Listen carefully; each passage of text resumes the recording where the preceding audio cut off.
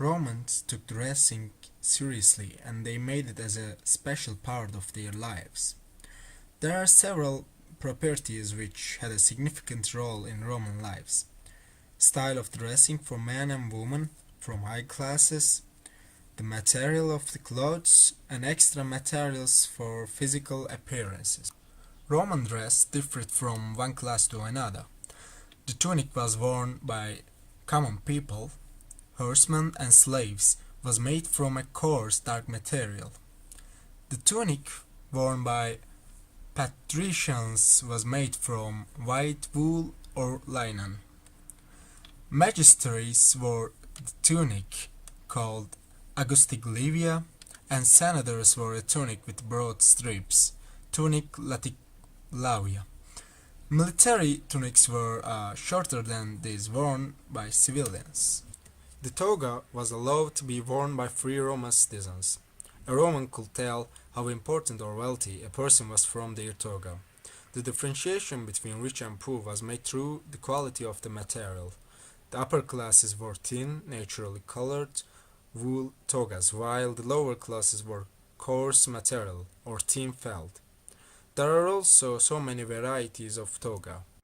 The color of the toga was significant, marking differences in age and status. Toga virilis, also called toga pura, unadorned toga in the off-white color of the undyed wool that was worn by adult male citizens.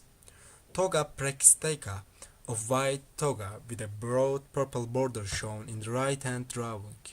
The only adults allowed to wear this toga were curule magistrates.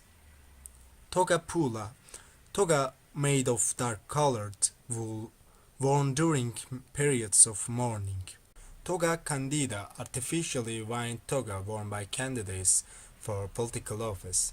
Toga picta, purple toga embroidered with golden thread worn by a victorious general during a triumphal parade and later adopted by emperors for state occasions.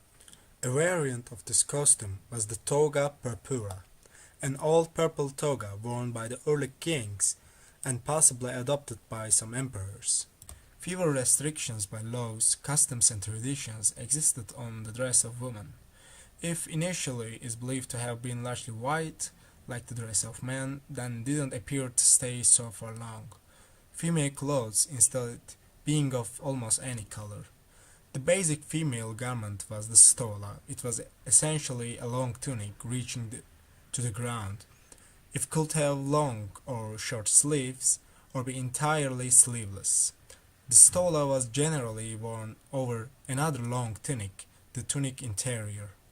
All Roman soldiers wore a uniform and armor to protect them against being wounded in the battle. A legionary wore a linen undershirt and a tunic made of wool. On the front of the helmet, about 3 inches above the rim, is a protrusion protecting the forehead. This was designed to prevent sword blows from penetrating the helmet and causing head injuries. The rear of the helmet had a guard that protected the neck from sword blows. The body armor made from overlapping iron strips. These metal strips were fastened with hooks and laces at the front and hinged at the back. These were held together by vertical leather strips on the inside. This enabled soldier to be well protected and also be flexible enough to allow him to bend.